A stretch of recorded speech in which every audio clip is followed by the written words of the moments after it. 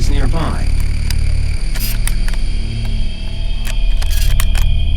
Jetzt die Stall und dann als erstes die.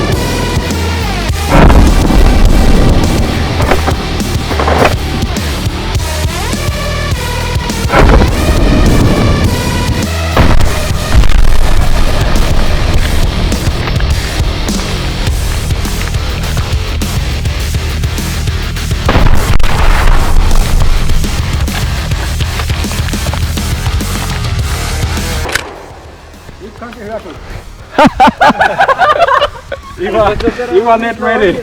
Das war ein Regen. Gleich nach dem ersten Irgendwo da Weg. drüben, glaube ich, liegt da. Und jetzt noch